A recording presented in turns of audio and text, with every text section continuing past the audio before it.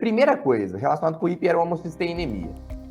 Muito profissional de saúde aí, cardiologistas, infelizmente, falam que a homocisteína aumentada não é fator de risco para doença cardiovascular, porque não está demonstrado na literatura, que não tem tratamento, que esse tratamento não diminui risco. E eu quero mostrar para vocês que isso é uma grande mentira. Olá, eu sou o Dr. Túlio Sperbi, sou cardiologista, especialista em coronariopatia e prevenção de doenças cardiovasculares. Faço parte da Sociedade Brasileira de Medicina Funcional Integrativa, da qual faço parte do corpo da diretoria. E é com muito prazer que eu recebi esse convite do pessoal da Central Nutrition para explicar um pouquinho para vocês sobre os principais fatores de risco para doenças cardiovasculares. A gente vai conversar hoje e entender mais a fundo sobre esse assunto tão importante e entender que os fatores clássicos não são tão importantes quanto esses que a gente vai conversar aqui. Então, vamos embora. Vamos lá, sem mais delongas. Vou abrir a aula aqui pra gente e vamos nessa. Então, eu quero que vocês hoje saiam dessa aula entendendo quem são os vilões da saúde cardiovascular, em especial a homocisteína e o colesterol oxidado. Então, vamos nessa. Então, primeira coisa que eu acho que é muito importante da gente frisar, da gente conversar e da gente entender é justamente a importância, das doenças cardiovasculares. Então, trouxe aqui para vocês, só para vocês entenderem o grau da severidade disso. Doença cardiovascular lidera as causas de morte e mortalidade no mundo inteiro. Primeira causa de morte no mundo, com 18 milhões de óbitos por ano. Tá? Se a gente for pegar os Estados Unidos, só em 2020 foram mais de 900 mil mortes, 928 mil mortes.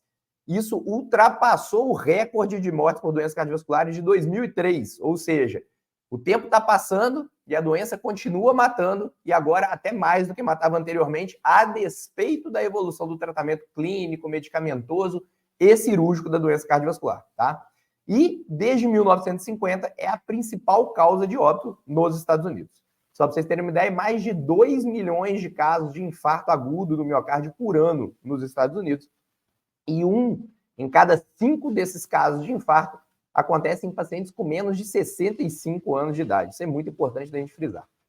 No Brasil, o cenário não é muito diferente. Olha aí, doenças cardiovasculares é a principal causa de óbito também. Mais de 410 mil mortes por ano. 36% dos óbitos dos indivíduos com idade igual ou maior a 55 anos ocorrem por doenças cardiovasculares, ou seja, 1 em cada 3 óbitos acima de 55 anos. Entre 2017 e 2021, foram mais de 7 milhões de mortes relacionadas com doenças cardiovasculares. E a gente sabe que morrem, em média, tá? 1.100 pessoas por dia. Cerca de 46 por hora, ou uma morte a cada 90 segundos, 1 minuto e meio.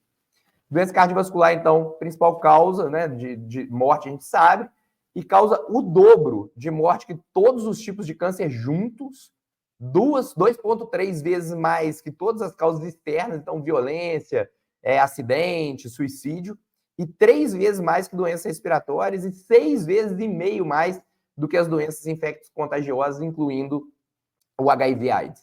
Então, doença muito importante, e aí vem essa figurinha que eu acho que é muito importante vocês refletirem sobre ela. É importante a gente aprender a driblar a morte.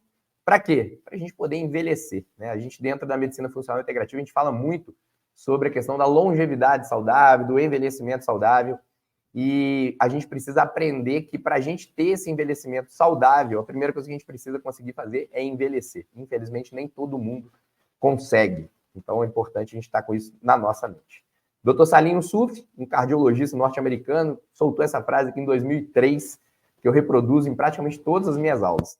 Penso que a razão fundamental para o desenvolvimento da doença cardiovascular em todo o mundo seja o que podemos chamar de má adaptação à urbanização. O que ele quis dizer com isso? Quando a gente morava no campo, quando a gente era caçador, coletor, quando a gente não estava numa cidade, a gente não desenvolvia doença cardiovascular. Por quê? Porque a gente comia comida de verdade e a gente estava em movimento o tempo todo, longe de fontes estressoras e com uma boa qualidade de sono. Hoje em dia, a nossa realidade, o nosso estilo de vida é o oposto do que era anteriormente, e isso se deve à urbanização. Não soubemos vir para a cidade e viver na cidade, tá? E aí a gente tem os fatores de risco tradicionais, como eu disse lá no início da aula. Então, esses fatores de risco tradicionais, eles vieram de um grande estudo cardiológico, que a gente chama de Framingham Study, e esse estudo de Framingham, ele demonstrou que esses fatores de risco aqui na tela aumentam a mortalidade e o risco de acontecimento de doenças cardiovasculares. Então, hipertensão arterial sistêmica, a história familiar, quando o paciente tem uma genética positiva, né, um fator de risco, onde um homem com menos de 55 anos de idade ou uma mulher com menos de 60 anos de idade, parentes de primeiro grau, tiveram um evento cardiovascular, o indivíduo obeso ou em sobrepeso, o diabético, o dislipidêmico, seja por HDL baixo, seja por LDL alto ou hipertrigliceridemia.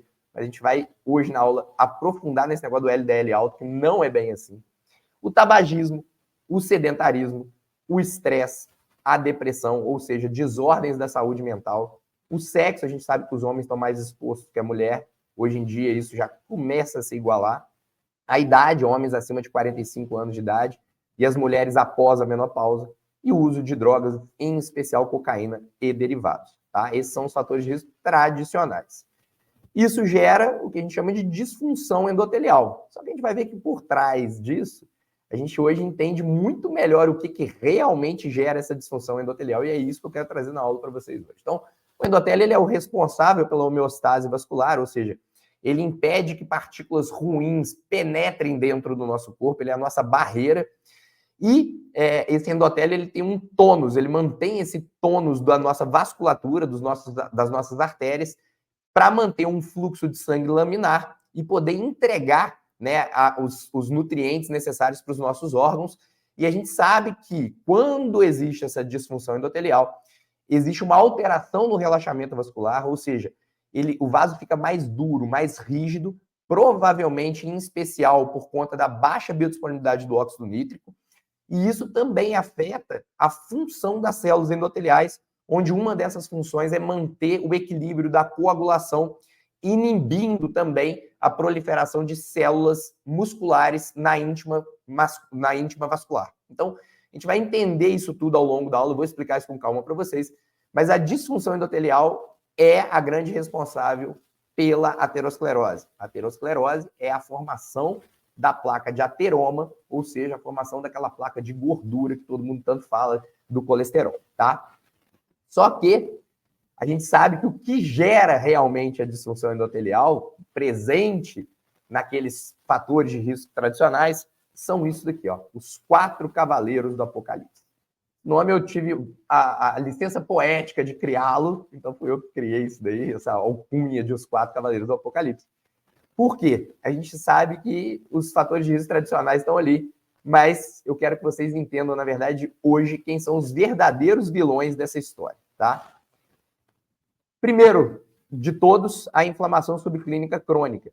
A inflamação subclínica crônica é uma entidade já descrita na literatura, que é proveniente basicamente de má alimentação, quando a gente se alimenta muito mal, com fontes em especial dignas de alto poder inflamatório, pró-inflamatório, como fast food, comidas ultraprocessadas, aumenta essa inflamação.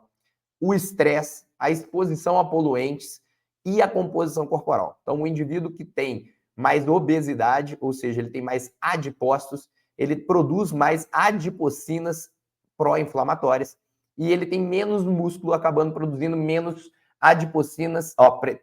miocinas anti-inflamatórias. Então, essa luta de adipocinas pró-inflamatórias e miocinas anti-inflamatórias fica desigual e a balança tende a pender para uma inflamação, tá?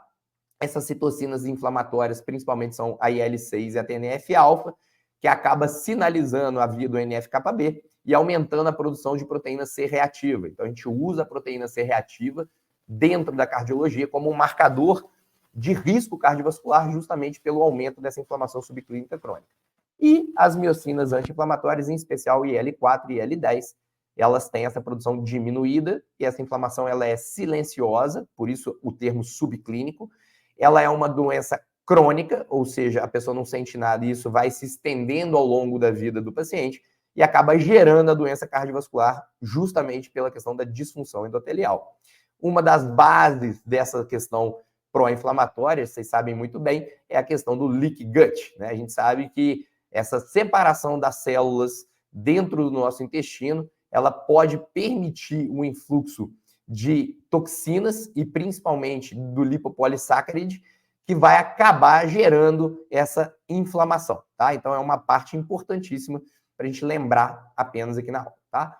Outro grande cavaleiro do apocalipse é a glicação. A glicação, infelizmente, é uma pandemia hoje em dia, porque somos indivíduos que fazemos cada vez menos exercício físico, menos esforço físico e cada vez mais alimentação rica em farináceos e açúcares. E isso gera essa glicose livre em excesso, que vai transformando-se, né, através da reação de Maillard, em produtos de Amadori. Esses produtos de Amadori, na verdade, são produtos de glicação avançada. E esses produtos de glicação avançada induzem a oxidação dos lipídios e de aminoácidos, aumentando radicais livres, que acaba culminando na translocação do NF-κB, aumentando citocinas inflamatórias e gerando disfunção endotelial e rigidez arterial através de estresse oxidativo, inflamação e glicação direta, tá? Mas não é esses dois os grandes cavaleiros do apocalipse que eu quero conversar com vocês hoje. E sim esses dois. Então, primeiro deles, o estresse oxidativo, né? O estresse oxidativo, gente, a gente tem que lembrar de cunhar esse termo, por quê? Muita gente acaba falando em oxidação. Oxidação, oxidação, oxidação. E a oxidação é um processo natural do nosso corpo. Toda vez que você respira, você está oxidando. Então, oxidar faz parte da tua vida, né? Então, o cara fala assim, não quero oxidar tanto, vou parar de respirar. Não é assim, a gente morre, né? Então, oxidação é um processo natural. Esse estresse oxidativo que eu falo é um desbalanço entre a oxidação, ou seja, a produção de radicais livres, e a presença dos nossos agentes antioxidantes ou do nosso sistema antioxidante. E aqui uma coisa importante vocês entenderem. O nosso sistema antioxidante, ele é composto por duas partes. Um sistema enzimático, esse sistema enzimático, ele é representado basicamente pela superóxido desmutase, pela catalase e pela glutationa peroxidase, que fazem vias antioxidantes enzimáticas no nosso corpo através dessas enzimas, tá? Então, elas combatem o radical livre, reduzem os radicais livres na nossa corrente sanguínea, diminuindo o nosso estresse oxidativo. E o sistema não enzimático, ou seja, o sistema que essas enzimas não participam e são, na verdade, agentes diretos, ou seja, substâncias antioxidantes diretas que vão ter uma capacidade de reduzir os radicais livres. Quais são essas substâncias antioxidantes? Elas podem ser substâncias antioxidantes endógenas, ou seja, substâncias antioxidantes que nosso próprio corpo produz, como a glutationa, como a coenzima Q10, ou podem ser substâncias adquiridas, como, por exemplo, os carotenoides, os flavonoides e a própria coenzima Q10, que pode ser adquirida através da alimentação, por exemplo, ou da suplementação. Então, quando a gente fala de estresse oxidativo, é que esse sistema nosso antioxidante está perdendo a batalha para a produção de radical livre. E o que a gente precisa fazer? Reequilibrar esse sistema antioxidante, seja através de otimização do sistema enzimático, seja através da otimização de substâncias que participam diretamente do combate ao radical livre, tá? Como que a gente pode medir isso na nossa prática clínica, Túlio? Através desses exames aqui. O RDW, ele é uma porcentagem que aparece lá no teu hemograma, e lá no RDW o que ele quer dizer pra gente é, olha, tá sofrendo um estresse oxidativo tão intenso que teu corpo está tendo que transformar e criar cada vez mais células vermelhas o tempo todo. Essas células vermelhas estão sendo destruídas e você está tendo que produzir novas células vermelhas. Então, esse RDW ele fica mais alto. Um RDW ideal é abaixo de 12,5. Então, quando a gente tem um RDW abaixo de 12,5, a gente está vendo que esse sistema possivelmente está tudo bem, tá? O γ-GT, ele pode participar diretamente também dessa avaliação do estresse oxidativo. Então, muita gente correlaciona γ-GT só com distúrbios, né, da vesícula biliar, e não é isso. A gente pode sim utilizar ele como um marcador também de estresse oxidativo, desde que o paciente não tenha nenhum problema direto, né, do sistema da vesícula biliar ali, da bile, tá? O ácido úrico, também pode ser um bom marcador, né, indireto desse estresse oxidativo. Quando o ácido úrico está muito aumentado, a gente pode estar oxidando demais.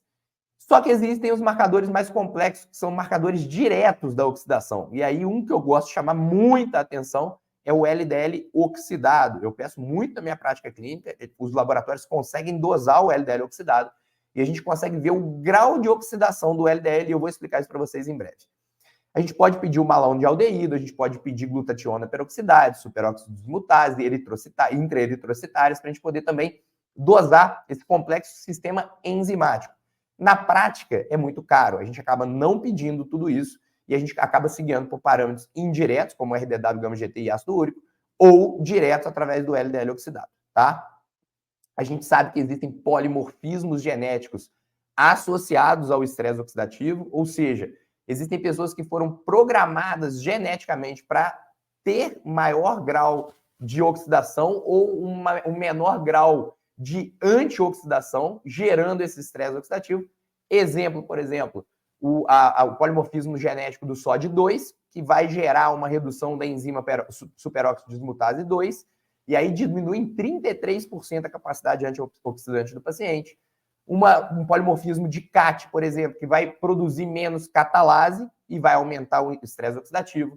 Um polimorfismo, por exemplo, do GXP1, que vão ter menor resposta a elementos que ativam a glutationa peroxidase, aumentando os radicais livres.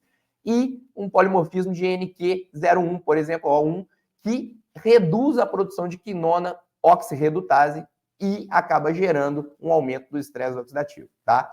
Então, existem pessoas que geneticamente vão ter disfunções, principalmente do sistema enzimático, e a gente vai ter que dar uma caprichada no sistema não enzimático dessas pessoas, tá? E, por último, o nosso grande vilão aqui, né, o quarto cavaleiro do Apocalipse, que é a hiperhomocisteinemia. E aí aqui eu quero me ater com vocês um pouquinho nesse quadro. Por quê? Porque muita gente fala de homocisteína e é um ciclo tão complexo, né, gente? Quando a gente vai estudar sobre a produção de homocisteína, quando a gente vai querer entender o ciclo da metilação, o ciclo do 1-carbono, a gente se depara com tantas enzimas, com tantos cofatores, com tantas vias, com tantos nomes, você acaba ficando muito perdido. Então, a primeira coisa que eu acho que é importante é vocês entenderem o que é a homocisteína, né? Homocisteína é um aminoácido que o nosso corpo produz através da metionina, tá? Então, ele é um aminoácido produzido pelo nosso corpo. Esse aminoácido, ele vai participar diretamente de algumas reações no nosso corpo. E ele pode servir como um marcador, caso ele esteja muito alto, de que algo não está funcionando de forma adequada. Ou seja, se o seu ciclo de metilação não estiver funcionando direito, você vai estar submetilando e essa homocisteína aumenta, gerando uma hiperhomocisteinemia. O que esse ciclo, Túlio, faz? Esse ciclo da metilação, esse ciclo aí que você está falando? Ele produz, gente, no nosso corpo, através do nosso DNA, proteínas. Então, tudo quanto é proteína, hormônio que você produz, passa por esse ciclo e a homocisteína é uma via final dessa produção. Se a homocisteína não está sendo adequadamente reciclada, o nome correto é remetilada, você está acumulando homocisteína no teu corpo. Então, agora, olha para essa figura. Vamos lá. Primeira coisa, eu quero que vocês entendam que esse meio, essa meiuca aqui, é a produção da homocisteína, tá?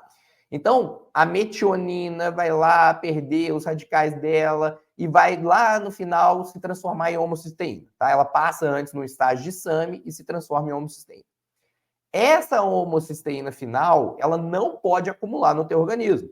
Então, ela precisa ser remetilada ou transsulfurada. Mas vamos começar pela remetilação. Então, a gente tem dois tipos de remetilação. Começa pela remetilação lá da direita, tá? Se você olhar a remetilação da direita, ela é dependente de betaína e essa betaína faz com que a homocisteína retorne para o estado de metionina. Só que essa remetilação, gente, só acontece no fígado. Então, ela é uma remetilação dependente do fígado para acontecer e ela não dá conta de remetilar toda a homocisteína. Aqui uma coisa importante, quando o indivíduo bebe muito, por exemplo, ele atrapalha diretamente essa remetilação hepática e acaba acumulando homocisteína. Então, fatores de risco, Túlio, que aumentam a homocisteína no nosso corpo. Bebida alcoólica, estilo de vida inadequado, má alimentação, por atrapalhar essa função hepática. Porém, se vocês olharem lá do outro lado agora, do lado esquerdo, existe um outro tipo de remetilação. Esse mais importante ainda, e que acontece dentro das nossas células do corpo inteiro. Esse ciclo da remetilação, ele é dependente do folato. Então, a gente precisa do folato para ele entrar no nosso corpo como tetrahidrofolato, ser transformado através do MTHFR. E aí, ponto aqui, só uma separação. Existem disfunções genéticas, que eu vou mostrar para vocês, como a do MTHFR, que pela falta da enzima, não consegue transformar o tetrahidrofolato em 5-metil-tetrahidrofolato, e ele não consegue, através dessa forma ativa, remetilar a homocisteína. Então, se falta ou a enzima, o MTHFR, mas principalmente os cofatores dessa remetilação aqui, que são o quê? B9 e B12. B9 por quê, Túlio? É o que vai doar o folato. Então, se não tiver, nem começa esse ciclo. E a B12 é um cofator fundamental dentro dessa via da metionina sintentase. Então, se não tem a B12, você não vai remetilar. E aí você vai acumular a homocisteína no teu corpo. Então, a gente precisa de B12 e B9 dentro dessa via. Beleza, Túlio, mas as duas vias da remetilação estão funcionando de maneira adequada. Existe uma terceira via, que é a transsulfuração. E dentro dessa via, a homocisteína ela é transformada em cisteína no final dessa via. Só que para essa via da transfuração acontecer, você necessita de um cofator importantíssimo, que é a B6. Então, o que eu quero que vocês entendam aqui? Que, através de hábitos de vida ruins, pode atrapalhar a remetilação, principalmente hepática. Através de problemas genéticos, principalmente MTHFR, você vai atrapalhar a remetilação no teu corpo todo. E se faltarem cofatores fundamentais como B6, B9 e B12, você vai alterar essas vias de remetilação e transsulfuração e vai aumentar a homocisteína no teu corpo. Então, a hiperhomocisteinemia é um produto final de um mau funcionamento desse ciclo do 1-carbono no teu corpo, tá? Quais são os principais polimorfismos genéticos associados com isso, Túlio? Polimorfismo do MTHFR, que vai reduzir a enzima responsável pela metilação ali, pela remetilação. Então, a gente vai ter uma alteração importante. O polimorfismo genético do SLC19A1, que vai atrapalhar a redução do transportador do folato, e vai faltar folato para remetilar. E do SHMT, que vai acabar impedindo a conversão do tetrahidrofolato em 5,10-metileno tetrahidrofolato. E aí também vai prejudicar a nossa remetilação, tá? Então, se a gente tem essas alterações genéticas, a gente vai precisar transpor essas vias de remetilação ou repor nutrientes que possam estar faltando para a gente realmente conseguir fazer a metilação de forma adequada, tá? Qual que é o problema disso tudo? Vamos lá. E aí eu vou trazer artigos científicos para vocês entenderem. Primeira coisa, relacionado com hiperhomocisteinemia. Muito profissional de saúde aí, cardiologistas, infelizmente, falam que a homocisteína aumentada não é fator de risco para doença cardiovascular, porque não está demonstrado na literatura, que não tem tratamento, que esse tratamento não diminui risco. E eu quero mostrar para vocês que isso é uma grande mentira. Então, aqui eu estou trazendo para vocês um artigo publicado em 1998, no Jornal da American Heart Association, ou seja, um jornal de grande impacto dentro da cardiologia, demonstrando nesse gráfico à direita aqui para vocês que o incremento da homocisteína aumenta linearmente o nosso risco de doença cardiovascular. Então, só para vocês terem uma ideia, se você tiver com uma homocisteína menor do que 9, o teu risco diminui. Se você tiver com ela entre 9 e 12, você tem um risco 0. Se você começa a aumentar ela para cima de 12 até 15, esse risco começa a aumentar. Mas ele aumenta de verdade, gente, quando a homocisteína está acima de 15 até 18, e em especial acima de 18. Então, muito cuidado na prática clínica de vocês quando vocês começarem a perceber homocisteína acima de 15, tá? O ideal dela é abaixo de 9, em especial ali, se possível, abaixo de 9. O outro gráficozinho abaixo do nome do título aqui, né, do nosso artigo, é um gráfico mostrando que essa hiperhomocisteinemia, ela se agrava em termos de risco quando ela está associada com disfunções do metabolismo da glicose. Então, se você tem o mesmo nível de homocisteína, mas tem uma normoglicemia, o teu risco é aquele risco ali, o menorzinho. Se você começa a ter já intolerância à glicose, esse risco aumenta. E se você é um diabético não insulino dependente, esse risco ele duplica. Ou seja, se você tem hiperhomocisteinemia e diabetes tipo 2, muito cuidado, tá? Muito cuidado com os pacientes nesse perfil. Aqui, um outro estudo, aqui agora dos anos 2000, mostrando o seguinte, que, de novo, níveis de plasma de homocisteína menor do que 9 aumentam, a mortalidade geral é em torno de 3,8% e a gente fica com isso aqui como base. Se a gente vê entre 9 e 15, essa mortalidade já vai para 9,9%. Se a gente vê acima de 15 até 20, vai para 25,4%. E quando passa de 20, essa mortalidade vai para cima de 26,9%. Tá? Tudo com significância estatística, em especial quando ela passa de 20. Então, muito cuidado. Tá? Esse outro estudo é um estudo publicado no British Journal, tá? Em 2002. E aí, o que ele quis demonstrar para a gente nesse quadrinho aqui? Ele pegou, é uma revisão de meta-análise, é uma revisão de estudos clínicos randomizados, isso é uma meta-análise feita mostrando o risco da hiperhomocisteinemia com doenças cardiovasculares. Ele pega estudos de genética, quando o paciente tem disfunção genética do MTHFR, e aí ele demonstra que esses indivíduos com MTHFR aumentado têm o maior risco de incidência de doença isquêmica cardíaca, maior risco de trombose e maior risco de AVC. E ele demonstra que os pacientes que não têm alteração de MTHFR, ou seja, eles pegam estudos prospectivos e possuem hiperhomocisteinemia, também estão expostos a esse aumento do risco de eventos cardiovasculares a cada aumento de 5 da homocisteína sérica, tá? E aí eles fizeram a intervenção, que foi o quê nesses estudos prospectivos? Colocar os cofatores B12, B9 e B6, às vezes nem em forma ativada, para poder diminuir esse risco. O que eles viram? Que teve resultado. Então, utilizar esses cofatores diminuiu eventos isquêmicos cardíacos, diminuiu eventos trombóticos e diminuiu o AVC, tá? Mas como que esse acúmulo, gente, de homocisteína causa a doença cardiovascular? Isso que é importante a gente entender, né? Primeira coisa, o mecanismo, assim, certinho ainda não está esclarecido, porque a grande maioria dos estudos são estudos in vitro, tá? Mas aí vem as causas para a gente poder entender. Vamos lá, ó.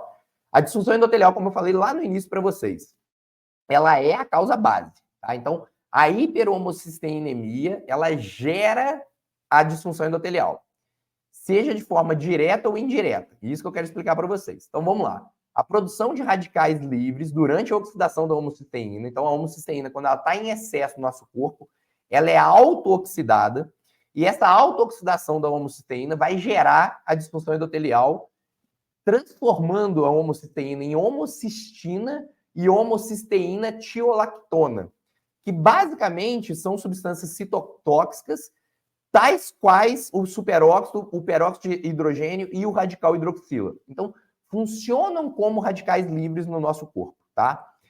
Essa homocisteína, ela também, aumentada, ela também prejudica a expressão da peroxidase glutationa, ou seja, ela atrapalha o nosso sistema enzimático antioxidante e aumenta a peroxidação lipídica. Então, vai aumentar a peroxidação do nosso LDL. A hiperhomocisteinemia ainda estimula a proliferação de células musculares lisas, ou seja, ela vai colocar mais musculatura no teu vaso, fazendo com que o teu vaso fique mais rígido, mais duro, ou seja, gerando a disfunção endotelial.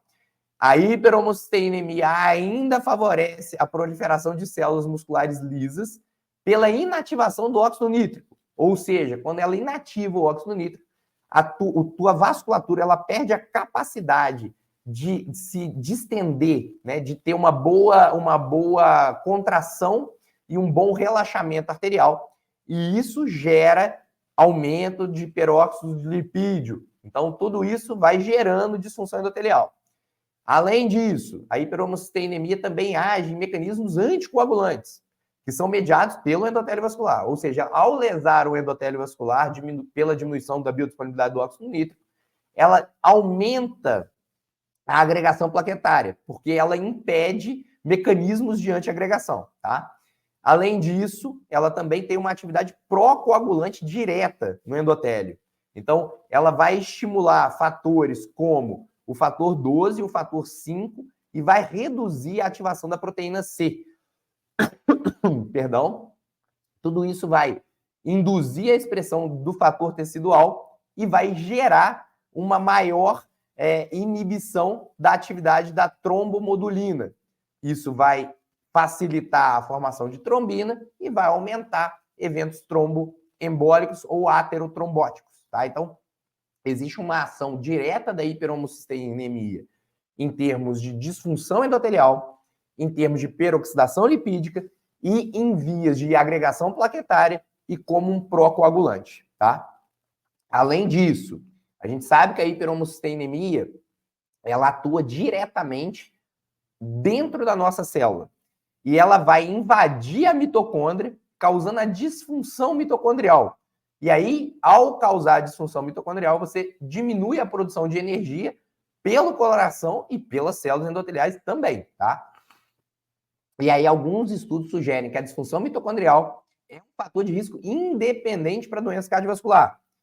E que a melhora, né, dessa função mitocondrial, ela pode ter benefício no tratamento e prevenção das doenças cardiovasculares.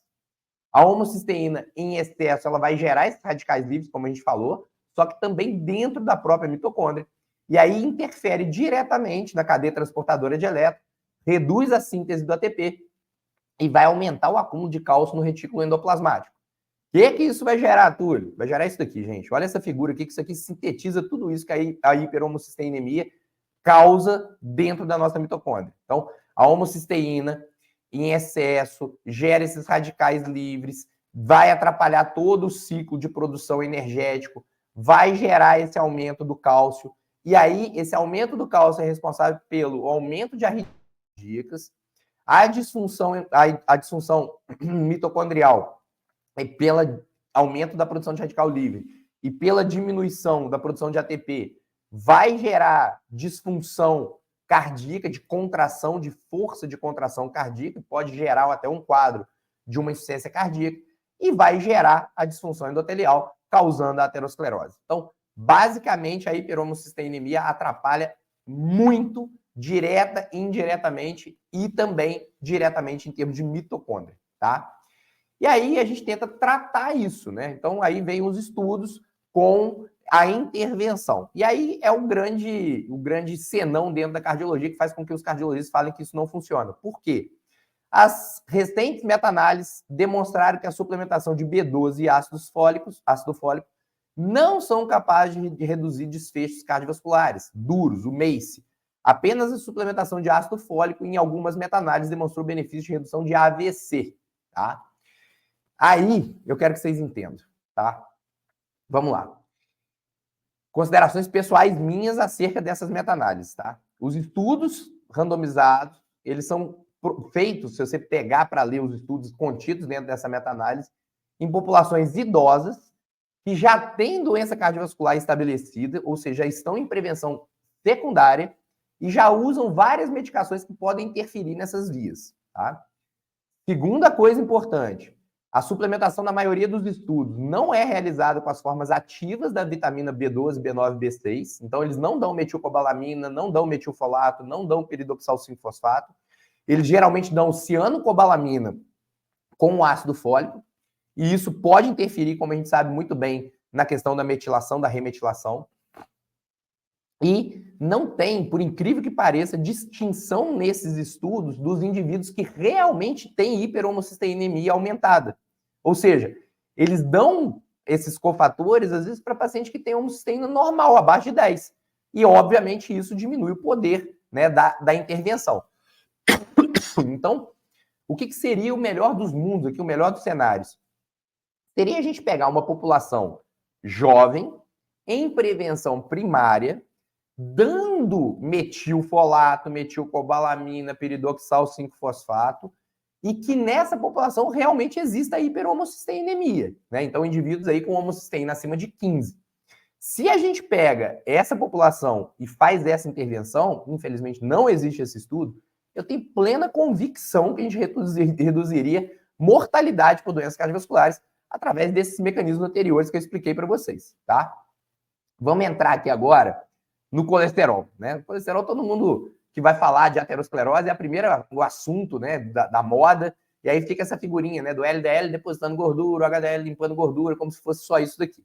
Eu quero explicar para vocês que é muito mais complexo e muito mais profundo do que essa figura aqui. Então, primeira coisa importante vocês entenderem é que os níveis de lipídio, eles impactam sim nas doenças cardiovasculares. Então, tem muito colega, mesmo da integrativa, que fala que não impacta. Impacta, gente.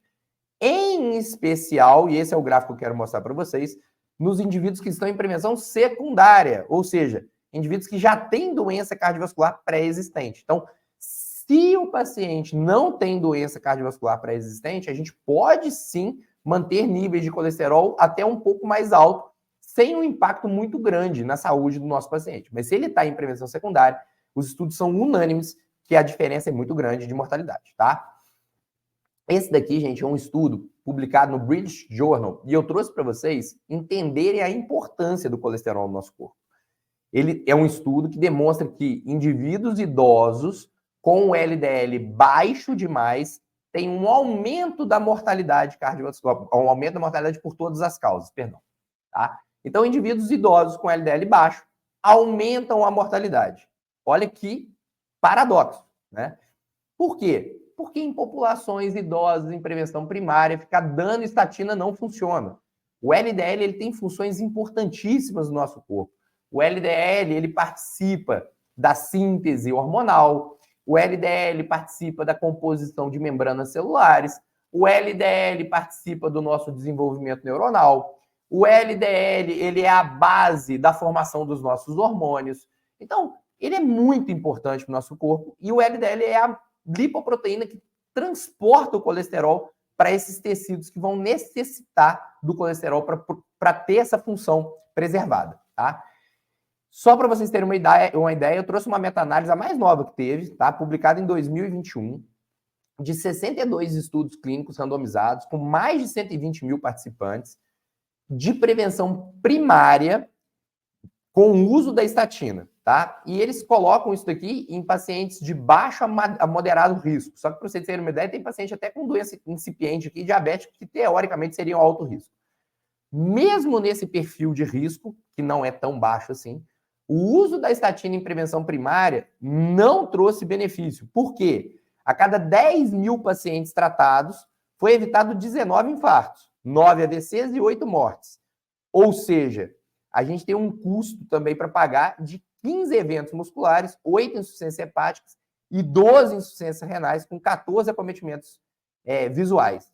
Se você for pegar isso daqui e botar na ponta do lápis, somar 19 infartos, 9 AVCs e 8 mortes em 10 mil, eu estou falando aqui de 36 eventos maiores em 10 mil, ou seja, 3,6 em 1.000, ou seja, aproximadamente um evento a cada 300 pacientes. Então, estatina prevenindo um evento a cada 300 pacientes, sinceramente, para tratar 10 anos desses pacientes, não faz o menor sentido na minha cabeça, tá?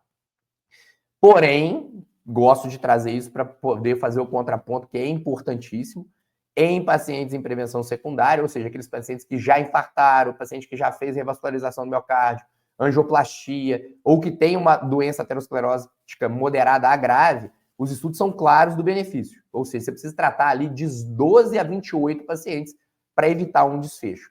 E esse desfecho real da estatina, ele acontece pelos efeitos pleiotrópicos da droga, que tem redução da inflamação, melhora da função do endotélio vascular, diminuição da peroxidação lipídica, ou seja, reduz o LDL oxidado e reduz o conteúdo, né, a gente chama de core lipídico da placa, e aumentando a densidade da capa de fibrina dessas placas, tá? Estrutura do colesterol que a gente fala, né, na verdade não é o colesterol, é a lipoproteína que transporta o colesterol. Isso é importante vocês entenderem. Então, aqui um exemplo do HDL. O HDL, ele é essa bolota, que é a lipoproteína. A camada externa é uma monocamada de fosfolípides, e dentro dessa monocamada a gente tem a apolipoproteína, que funciona como se fosse uma portinha de entrada ou saída do colesterol dentro do núcleo do colesterol. E esse núcleo, né, formado realmente pelo colesterol, né, pelos ésteres de colesterol, e essa molécula transporta, aqui no caso o HDL, reversamente o colesterol de volta para o fígado. E aqui é a estrutura do LDL, que seria a lipoproteína transportadora do colesterol para a periferia e que também pode depositar nos nossos vasos. O grande problema é quando essa estrutura está oxidada, e aí que eu quero mostrar mais à frente para vocês. Então, basicamente, para vocês entenderem, as apolipoproteínas que constituem, né, cada uma das lipoproteínas está aqui nessa tabela. Então, quando a gente pensa em HDL, a apolipoproteína A, ela corresponde aí a cerca de 85 a 90% da composição das apolipoproteínas. Então, pensou em ApoA, é do HDL. A LDL, por sua vez, ela é composta em mais de 85% de lipoproteína B. Então, eu brinco que lipoproteína B é B de bosta, por quê? O pessoal fala B de bad. Eu sou meio radicalzinho, eu falo B de bosta. Então, a B de bosta porque ela vai utilizar essa apolipoproteína B como uma porta para depósito do colesterol ou entrega do colesterol na nossa periferia, tá? E aí, uma coisa importantíssima, gente. A relação ApoB ApoA, hoje em dia, ela já é demonstrada cientificamente como um melhor marcador de eventos cardiovasculares do que o LDL isoladamente. E aí, para mulheres, essa relação, ou seja, a divisão do valor da B pela A, tem que ser menor do que 0,6 e para homens menor do que 0,7, tá? Se tiver entre 0,7 e 0,9 no homem ou 0,6 e 0,8 na mulher, é um risco intermediário. Acima desses valores é um alto risco e acima de 1 é muito alto risco, tá? Aqui eu quero que vocês se atentem bem. Existe um conceito de colesterol remanescente que é importantíssimo, que é o resto do colesterol. Quando você soma o LDL com o HDL, você vai ver que não bate com o valor do colesterol total. Esse remanescente é o quilomicron remanescente, o IDL e o VLDL, que são moléculas altamente heterogênicas. Então, quando a gente tem essa soma de LDL com HDL diminuindo do colesterol total e esse valor ultrapassa 20, em especial 25 a 30, a gente está diante de um paciente que tem uma qualidade muito ruim desse colesterol remanescente e que aumenta o risco cardiovascular, tá? E aí, importantíssimo agora vocês se aterem a isso daqui, os subtipos do LDL, tá? A gente sabe que o LDL é uma molécula importante e que ela transporta o colesterol para o nosso tecido. Então, ela tem a sua importância. Só que existem 11 subtipos de LDL colesterol, da lipoproteína LDL. Dentro desses 11 subtipos, 8 subtipos são não aterogênicos, que são subtipos grandes que vão levar o colesterol para a periferia para poder ser utilizado dentro das suas vias metabólicas necessárias para o nosso corpo. Só que existem 3 subtipos, são subtipos pequenos e densos, que são subtipos pró-aterogênicos, ou seja, são subtipos que aumentam o risco de formação de placa de ateroma, tá? Por que, Túlio? Porque esse subtipo LDL pequeno e denso, ele tem um alto poder de penetrar no endotélio vascular. Lembra, eu citei ali para vocês no início da aula, do leaky gut. Existe um leak vascular também, ou seja, o endotélio, quando ele está disfuncionante, ele fica com as suas camadas separadas, com as suas células separadas. E essa separação das células permite um influxo do colesterol. Só que o colesterol, para penetrar nesse buraquinho, ele tem que ser pequeno e denso. Então, o LDL pequeno e denso, esse subtipo pequeno e denso, ele transporta muito colesterol no interior dele, consegue penetrar facilmente no endotélio vascular, e ao penetrar, tem um outro problema. Ele tem pouca vitamina E no interior. Então, ele sofre a peroxidação lipídica de uma maneira muito mais intensa do que o LDL grande, e esse LDL oxidado é o início da formação da placa de ateroma, que eu vou mostrar adiante para vocês. Então, o LDL pequeno e denso, também chamado de LDL tipo B, novamente, B de bosta, ou bad, para quem não gosta de ouvir o bosta, ele é o subtipo aterogênico, tá?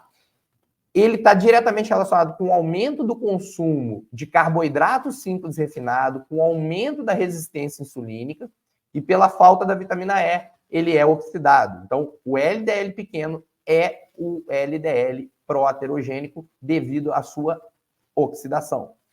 Tipos de LDL estragados, então, que eu gosto de trazer para vocês, não tem um outro termo aqui que a gente possa cunhar. O mais importante de todos é o LDL oxidado, que é o LDL que sofreu a peroxidação lipídica, tá? Existe o LDL minimamente modificado, que são LDLs disfuncionantes, o LDL glicado, que através daquela reação de glicação sofre esse processo de estragamento aí, né, de disfunção, e o LDL minus, que é um LDL inflamado, pró-inflamado, tá? Mas o principal LDL mais utilizado e que a gente consegue dosar na nossa prática clínica é o LDL oxidado. E aí aqui eu trouxe o resultado de um exame laboratorial para vocês verem que a gente consegue dosar já isso na nossa prática clínica. Então, aqui no início a gente está vendo o subfracionamento das partículas do LDL e do HDL, mostrando quanto que você tem, por exemplo, de LDL pequeno. Nesse caso aqui, o indivíduo tem 194. O ideal é abaixo de 180, tolerável até 200, tá? Então, ele tem um tipo de colesterol aqui, de LDL, tipo A, ou seja, um tipo bom, um tipo não aterogênico. E a gente consegue ver isso através do tamanho da partícula do LDL, o tamanho pico, ou seja, a maioria do LDL desse indivíduo mede 222.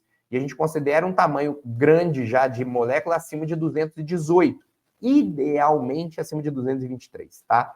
E aqui abaixo, né, o anti-LDL oxidado, aqui é uma medida indireta da peroxidação lipídica, mas a gente pode também dosar diretamente o LDL oxidado, tá bom? E aqui o indivíduo, ele tinha uma peroxidação lipídica dentro de um controle. Como que tudo isso se inicia? Isso é importantíssimo, para mim é a figura mais importante da aula, é isso daqui. O LDL, então, ali no número 1, um LDL pequeno e denso, entrando dentro de um endotélio disfuncionante, esse LDL pequeno e denso sofrendo a peroxidação lipídica, se transformando num LDL oxidado. Esse LDL oxidado, ele serve como um grande chamariz para células inflamatórias, para macrófagos, através de receptores que a gente chama de receptor scavenger. E esse macrófago, ele engloba essa molécula de LDL oxidado, formando o que a gente chama de célula espumosa. Essa célula espumosa, ela vai se juntando, formando a placa de ateroma, que serve ainda mais como um marcador pró-inflamatório, e esse processo ele é contínuo. Chama a célula muscular ali, ó, no número 7, para poder aumentar essa espessura do endotélio e essa capa de fibrina da placa. Então, a placa, você vê que ela vai se formando ao longo do tempo, mas o início do processo é por conta de um LDL oxidado, e a gente viu que a homocisteína tem um potencial de peroxidação lipídica importante, e de disfunção endotelial. Então, a hiperhomocisteínemia causa esse leak vascular, causa a peroxidação lipídica. Esse LDL pequeno e denso também sofre tudo isso, iniciando essa cascata pró-inflamatória e terminando na formação da placa de ateroma. E aí eu trouxe aqui para vocês um videozinho que eu acho super importante e válido de vocês verem acerca disso. Então, basicamente, vou mostrar aqui para vocês um corte da nossa coronária. Esse corte coronariano, ele vai mostrar as 3 camadas da nossa artéria, então a túnica externa, a camada muscular, que é a túnica média, e a túnica interna, que é o endotélio vascular. Ao longo do tempo, a hiperhomocisteinemia, como outros fatores, como tabagismo, hipertensão, má alimentação, poluentes, inflamação, vai causando essa disfunção endotelial, esse endurecimento do nosso vaso, gerando aquele leak vascular e que vai permitir que essas moléculas pequenininhas e densas do LDL consigam penetrar dentro do endotélio. Ao penetrar, ela sofre a peroxidação lipídica, se transforma no LDL oxidado, agrega macrófagos, se transforma em célula espumosa e aí forma a placa ali, ó. A placa se formando entre o endotélio vascular e a túnica muscular, tá? O endotélio, ele continua sendo agredido, essa placa continua sendo cada vez mais alimentada, ela vai progredindo, e aí ocorre o que a gente chama de shear stress. O que é o shear stress? O vaso já é doente, já é duro, a placa começa a alterar o fluxo dentro do vaso, e esse turbilhonamento do sangue, ele começa a lesar cada vez mais essa parede vascular, e que vai gerar a ruptura da placa, e essa ruptura da placa com toda a exposição daquela gordura lipídica, oxidada, inflamada, vai atrair as plaquetas, que vão gerar, através dos filamentos de fibrina, um grande trombo, um grande coágulo ali, que impede a passagem do sangue no nosso vaso, e aí sim o indivíduo realmente infartou. Então o infarto, ele é um evento aterotrombótico, tá? Secundária à ruptura daquela placa importante ali, tá bom? Voltando aqui, como agir?